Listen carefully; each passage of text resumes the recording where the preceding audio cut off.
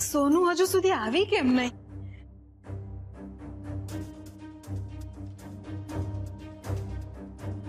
મમ્મીજી આવી ગઈ બેટા. તે કોમલને સમજાવી દીધું છે ને કે એને હમણાં અહીંયા નથી આવવાનું? કોમલ ઠીક તો છે ને? કોમલબેન બિલકુલ ઠીક છે, પણ પાછા તે અને હિનાબેને સવાલો કર્યા હશે એટલે પાછી જવાબો આપીને માનસિક તાણમાં તો નથી આવી ગઈ ને? ના બિલકુલ નહીં. ઉપરથી એ બધી વાત કરીને એમનું મન હળવું થઈ ગયું. પણ હવે ઉત્સાહમાં પાછી ઘરે તો નહીં આવી જાય ને? નહીં આવે ઘરે. મેં અને ભાભીએ મળીને એમને સમજાવ્યું છે કે જ્યાં સુધી મિહિર અને એના પપ્પાનો ફોન એમને ન આવે ત્યાં સુધી એમને ત્યાં જ રહેવાનું છે અને રાહ જોવાની છે. હાશ, હવે આપણને કોઈ ડર નથી. હવે મિહિર શું અને માધુરીબેન શું, આપણે કોમલને કઈ સુરક્ષિત જગ્યાએ રાખી છે એ કોઈ નહીં જાણી શકે. સાચી વાત છે. કોમલબેન ક્યાં છે એની તો કોઈને ખબર નહીં પડે. પણ તે પેલું રેકોર્ડિંગ તો બરાબર તપાસ્યું છે ને? બધું બરાબર રેકોર્ડ થયું છે ને? એકદમ પરફેક્ટ. આપણે જે રીતે પ્લાન કર્યું હતું એ રીતે જ થયું છે. અને એ રેકોર્ડિંગમાં કોમલબેને ક્લિયરલી કહ્યું છે કે એમને લગ્ન કયા કારણસર કર્યા છે. પણ કોમલને આ રેકોર્ડિંગ વિશે કોઈ શંકા તો નથી ગઈ ને? ના બિલકુલ નહીં. ઉપરથી એ બિચારા તો આપણા ટેન્શનમાં હતા કે ક્યાંક મિહિર અને એના પરિવારવાળા આપણને હેરાન ન કરે કે તકલીફ ન પહોંચાડે. તને સોંપેલું કામ તો તું કરી આવી, એટલે બસ હવે આરવ આવે ને એટલે આપણે નિશ્ચિંત થઈ જઈએ. માં પ્લીઝ, માં મેં વાત કરી હતી ને હિમંતભાઈ. ભાઈ, આ રીતે અમારા ઘરે આવીને અમારી મદદ કરવા માટે તમે તૈયાર થયા, તમારો ખૂબ ખૂબ આભાર. અરે એમાં આભાર ના માનવાનો હોય. જયરાજભાઈ અને એના પરિવારને મદદની જરૂર હોય તો અમારે મદદ કરવાની જ હોય. ગેસ્ટ આવતા જ હશે. આવો ઉપર, તમે અમારા રૂમમાં બેસો. Okay sure. અરે એક મિનિટ, આને તમે સાથે જ રાખો. સોનુ, મહેમાનો આવીને અહીં બેસશે ત્યારે એમના સ્વાગતની જે તૈયારી કરવાની છે એ આરવે કરી છે કે નહીં? મમ્મીજી એ તૈયારી તો આરવ ધીમનભાઈને લેવા ગયા ને એની પહેલેથી કરી દીધી છે. અને લેપટોપ મારા રૂમમાં છે. બસ હવે થોડા જ કલાકોમાં આપણી કોમલ આ બળજબરીના લગ્ન બંધનમાંથી મુક્ત થઈ જશે. ઠાકોરજી, અમારી લાજ રાખજો. આરવ, આ લોકોનો આવવાનો સમય થઈ ગયો છે. આપણા વકીલ હજુ સુધી કેમ નથી આવ્યા? બસ હમણાં થોડી વારમાં આવતા જ હશે.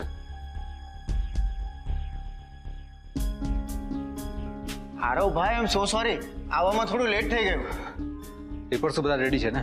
હા, તમે કહ્યું એ પ્રમાણે બધા જ પેપર્સ રેડી છે. પેપર્સ જોઈને લોકો કન્વિન્સ તો થઈ જશે ને? હા, પેપર્સમાં તો વાંધો નહીં આવે, પણ સાઇન જોઈને કદાચ. ઇટ્સ ઓકે, એ બધું આપણે જોઈ લઈશું. બાકીની બધી વાત છે ને એમનો જે લોયર આવે એની સાથે કરી લેજો. ઓકે, પ્લીઝ બેસો.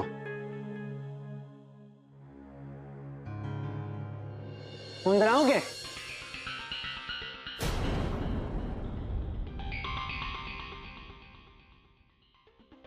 વકીલ સાહેબ, આવો અંદર. તમારી તો સૌથી પહેલા જરૂર પડશે. ચલો.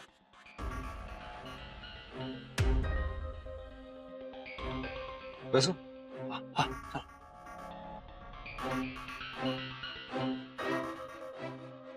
બાય ધ વે, આ મારા લોયર છે, મિસ્ટર જિગ્નેશ. અને આ નિલેશભાઈ છે, અમારા લોયર. એક કામ કરીએ, પહેલા આ બંનેને વાત કરી લેવા દો, બધા પેપર્સ ચેક કરી લેવા દો. Sure. By the way Mihir, તારા પપ્પા ક્યાં છે? ડેડ, એ અહીંયા નજીકમાં જ છે. એમણે મને બધા પેપર્સ ચેક કરવાનું કહ્યું છે. બધું બરાબર હોય, તમે લોકોએ કોઈ પણ જાતની ચાલાકી નહીં કરી હોય, એ ચેક કર્યા પછી જ હું એમને ગ્રીન સિગ્નલ આપીશ અને પછી જ અહીંયા આવશે. ઓકે. નિલેશભાઈ, જિગ્નેશભાઈને બધા પેપર બતાવી દો.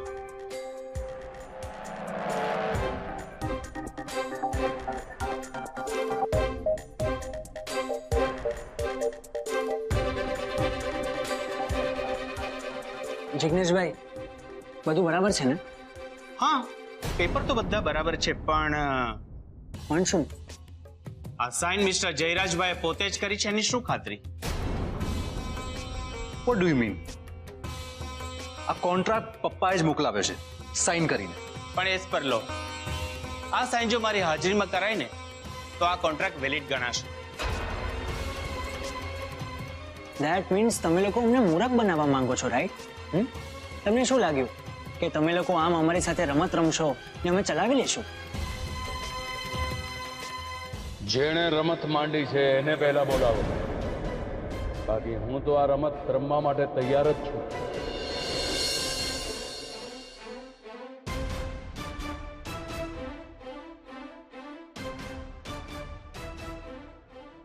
તમે એમ અચાનક? હા બેટા, મને હતું જ કે આ લોકો આવો જ કોઈક પોઈન્ટ લાવીને નડીને ઉભા રહી જશે, એટલે મને થયું કે ચાલો આજે ને આજે જ ઘરે પહોંચી જાઓ. અને આમે તમને બધાને મુસીબતના સમયમાં આ રીતે એકલા છોડીને હૈદરાબાદ બેસી રહું એટલો બેજવાબદાર તો નથી જ. હવે અમારો પરિવાર કોઈ પણ શસ્ત્ર વગર લડવા માટે તૈયાર છે. બોલાવો તારા બાપને અને કહી દે ને કે ફોનો પર આ રીતે લપાઈ છુપાઈને ડરાવા ધમકાવવાનું બંધ કરી દે. મરદની જેમ સામી છાતી આવીને ઉભો રહે.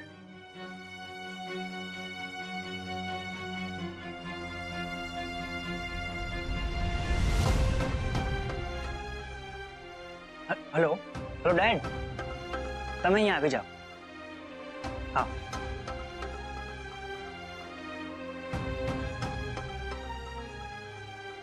માં, હું જાણું છું કે એ લોકોએ આપણને અને ખાસ કરીને કોમલને બહુ હેરાન કરી છે. પ્લીઝ મિહિરના પપ્પાને જોઈને તું તારું મગજ ના ગુમાવતી. જરાય નહીં આરવ, મેં મારું મગજ પહેલેથી જ ઠંડુગાર કરી નાખ્યું છે. એમાંય હવે તો તારા પપ્પા આવી ગયા છે એટલે મને રૂપિયા બહારની એ ચિંતા નથી. અને આમે હવે આપણે કંઈ કરવાનું રહેતું જ નથી. તારા પપ્પા છે ને પહોંચી વળશે આ લોકોને.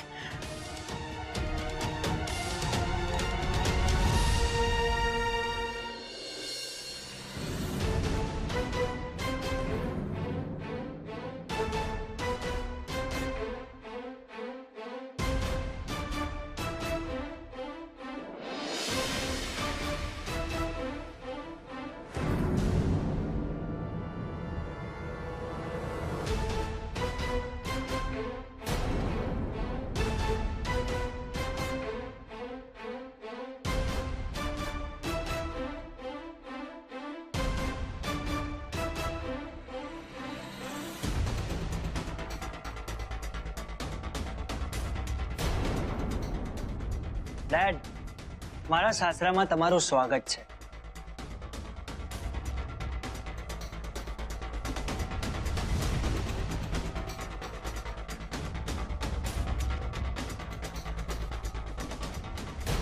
આ તારા પપ્પા છે? મજુમદારભાઈ તમે? હા, હું. મને તમારા વેવાઈના નવા રૂપમાં જોઈને નવાઈ લાગી ને.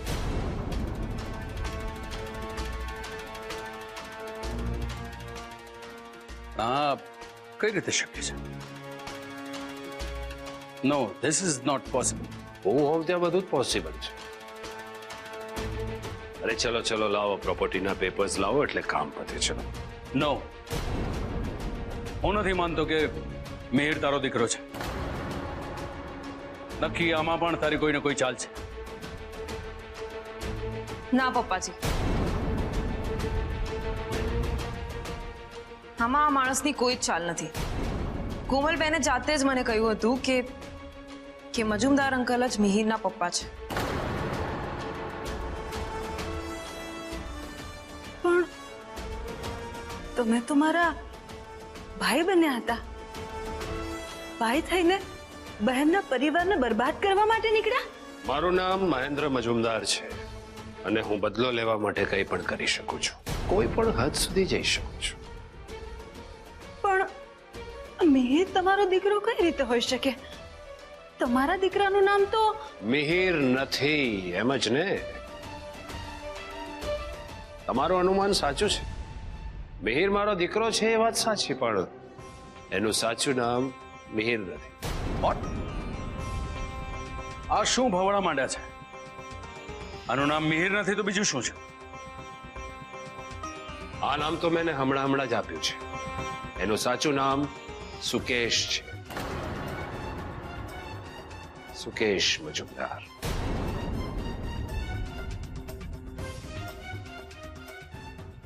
આ સુકેશ છે? હા, સુકેશ. નાનપણમાં છે ને મારો સુપુત્ર હોસ્ટેલમાં ભણતો હતો. ત્યાંથી મેં એને અમેરિકા ભણવા મોકલ્યો. ત્યાં કઈ નહીં ઉકાળી શક્યો, એટલે મેં એને દુબઈ રવાના કર્યો. ત્યાં પણ કઈ નહીં કરી શક્યો. એકડા વગરનો મીંડું જ રહ્યો, જેની કોઈ કિંમત નથી હોતી. એટલે પછી મેં નક્કી કર્યું કે મારા ખોટા રૂપિયાને તમારી સામે હથિયાર તરીકે વાપરીને એનો સદુપયોગ કરો. ધ્યાનથી સાંભળ સુકેશ, આજથી તારું નવું નામ છે મિહિર. તારા નવા નામના બધા ડોક્યુમેન્ટ્સ તૈયાર કરાવી રાખ્યા છે. આ છે તારો passport. Here is your Aadhaar card અને આ પેન કાર્ડ. હવે તારે જયરાજ મહેતાની ચકલીને તારા પ્રેમના પાંજરામાં પૂરીને એની સાથે લગ્ન કરીને આપણા ઘર સુધી લઈ આવવાની છે. ડોન્ટ વરી ડેડ, તમારું કામ થઈ જશે. મને આશ્વાસનમાં નહીં, પરિણામમાં રસ છે.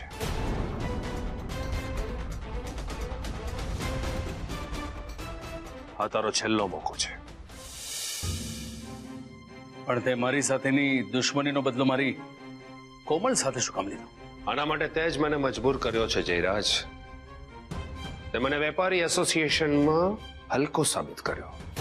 મારી દરેક ડીલમાં નડીને તે મને નુકસાન પહોંચાડ્યું છે. મારી દીકરી માટે તારા આરવનો હાથ માંગ્યો હતો, એ ઓફર પણ તે ઠુકરાવી. એટલે સજા તો ભોગવવી જ પડશે ને.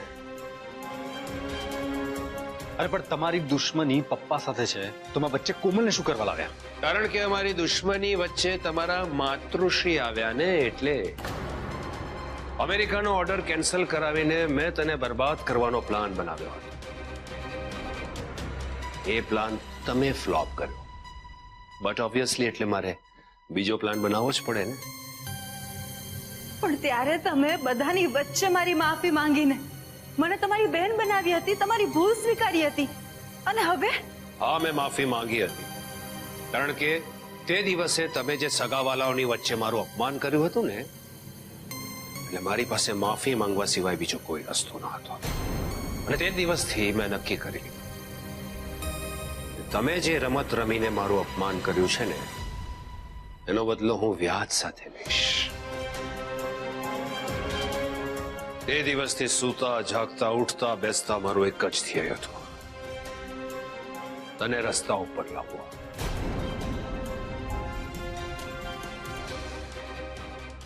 અને એ ધ્યેય આજે પૂરું થશે. આરવના પપ્પા સામે બદલો લેવા માટે તમે બીજું કંઈ પણ કરી શક્યા હોત. મારી કોમલની જિંદગી શું કામ બરબાદ કરી? મારો હિસાબ બહુ ચોખ્ખો છે.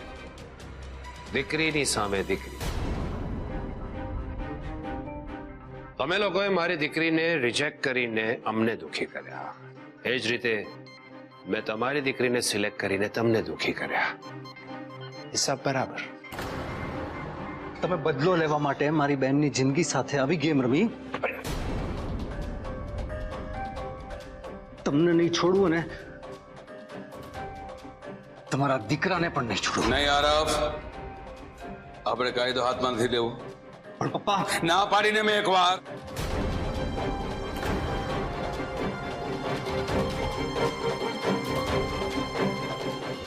ભાઈ, તું ક્યારે આવ્યો? જોકે સારું થયું તો આવી ગયો, નહીતર આ તમે બહુ ખોટું કર્યું ભાઈ. કોઈ પણ વાક ગુના વગર તમે મારી કોમલને જો શું સાચું કે શું ખોટું એનું પ્રમાણપત્ર લેવા હું અહીં નથી આવ્યો. મને ફક્ત પ્રોપર્ટીના પેપર્સમાં રસ છે. કમ ઓન, ચલો લાવો પેપર્સ લાવો.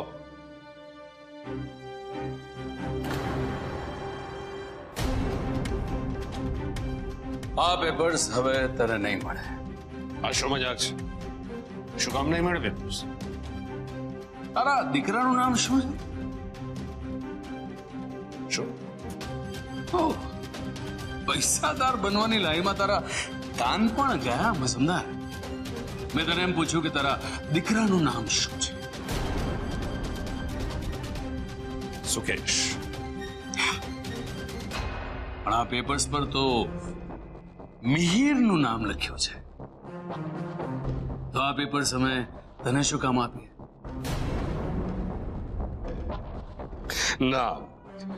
નામ મિહિર હોય કે સુકેશ, શું ફરક પડે છે?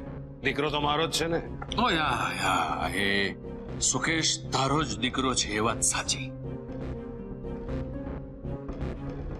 પણ મારા જમાઈનું નામ તો મિહિર છે ને.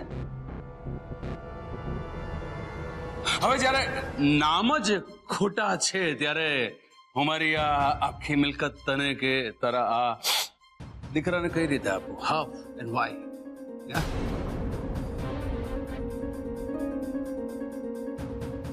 જો તમે ઓવર સ્માર્ટ બનવાની કોશિશ નહીં કરો. ગયા વખતે તમે ડાપણ વાપરીને જયરાજને બચાવી લીધો હતો, જેનું તમારે આ ભોગવવું પડે છે. એટલે હવે કોઈ પણ જાતની ચતુરાઈ કરશો ને તો પરિણામ સારું નહીં આવે. તમારી દીકરી બદનામ થઈ જશે. મારી દીકરીની ચિંતા કરવા માટે અમે બધા છીએ, એટલે તું એની ચિંતા નહીં કર. તું માત્ર તારા દીકરાની ચિંતા કર.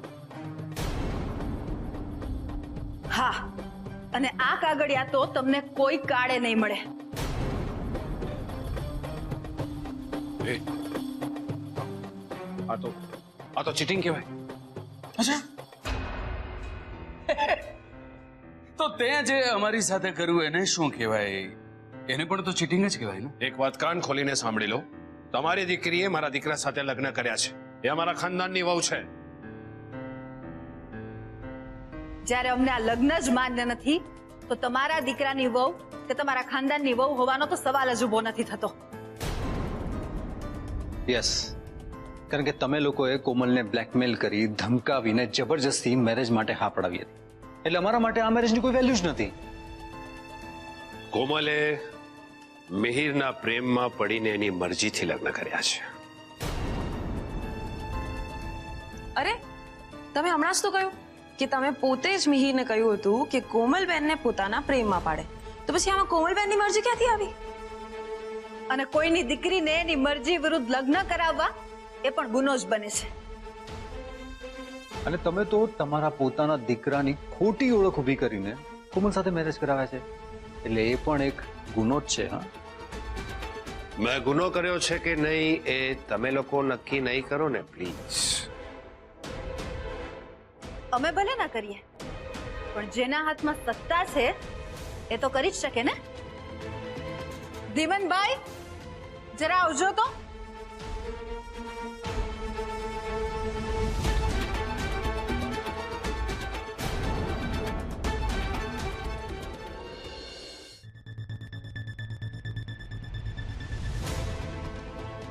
કમિશનર સાહેબ, તમે તારા માટે કમિશનર છે, પણ મારા માટે તો મારા જીગરજાન મિત્ર છે.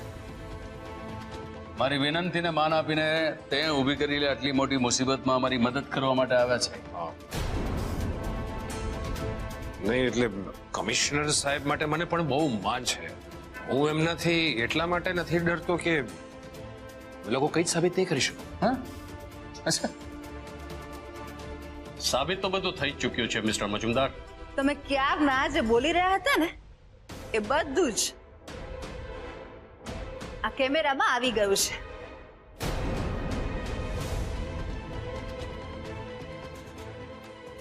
અને આ જે કેમેરો દેખાય છે ને એ મારા બેડરૂમમાં જે લેપટોપ છે એની સાથે કનેક્ટેડ છે. એટલે તમે અહીંયા જે પણ ભવાઈ કરીને એ સાહેબે ત્યાં બેસીને જોઈ પણ ખરા અને સાંભળી પણ ખરા.